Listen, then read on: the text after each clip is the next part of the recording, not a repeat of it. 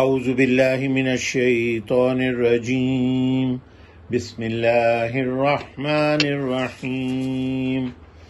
گزشتہ سبق میں ہم نے پڑھا تھا،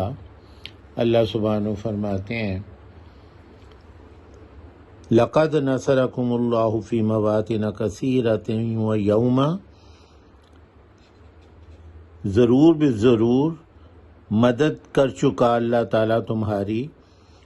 بہت سی جگہوں میں اور دن، ویوم حنین، اور حنین کے دن جس دن غزوہ حنین ہوئی اس دن بھی، اذ اعجبتکم کثرتکم فلم تغنی عنکم شیئا وضاقت علیکم الارض بما رحبت ثم ولیتم مدبرین۔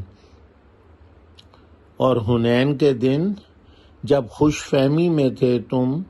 اپنی کثرت کی وجہ سے، پس نہ کام آئی تمہارے کوئی چیز، اور تنگ ہو گئی تم پر زمین وہ جو کہ وسیع تھی، کشادہ تھی، پھر تم لوٹے پیٹھ پھیر کر۔ آج ہم نے یہاں سے شروع کرنا ہے۔ ثم انزل اللہ سکینتہ علی رسولہ وعلی المؤمنین، پھر نازل کی اللہ تعالیٰ نے سکینت، تسکین اپنے رسول پر اور مومنین پر، وانزل جنودا لم تروہا، اور نازل کیے لشکر کہ نہیں تم نے دیکھا انہیں، وعذب الذین کفروا، اور عذاب دیا جنہوں نے کفر کیا، وذالک جزاء الکافرین، اور یہی سزا ہے کافروں کی۔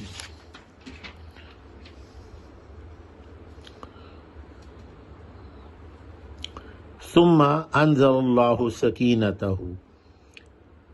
ثم پھر، جیسے ہم کہتے ہیں آمین ثم آمین، آمین پھر سے آمین،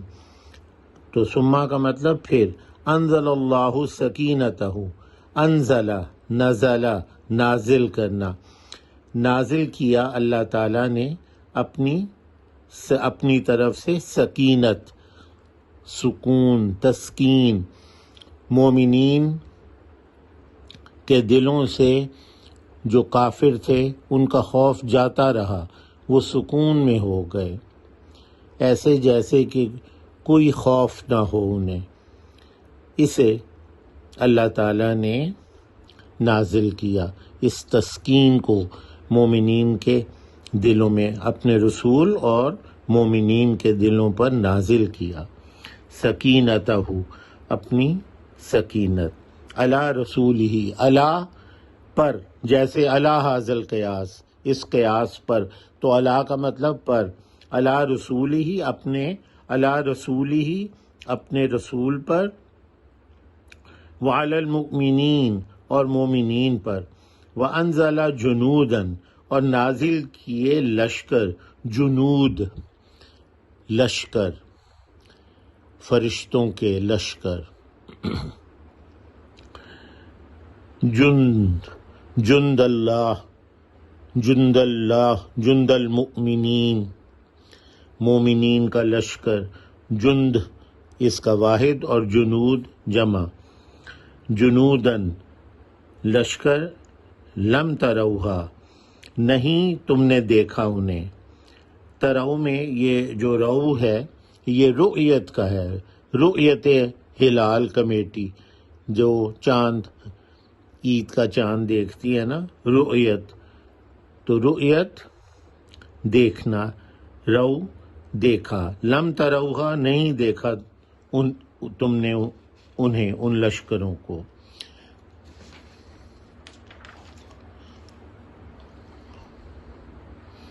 وعذب الذین کفروا، اور عذاب دیا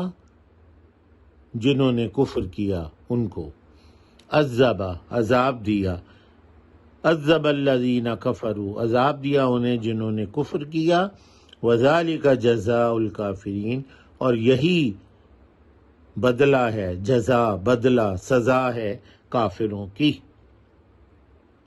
ثم یتوب اللہ من بعد ذلک علی من یشاء،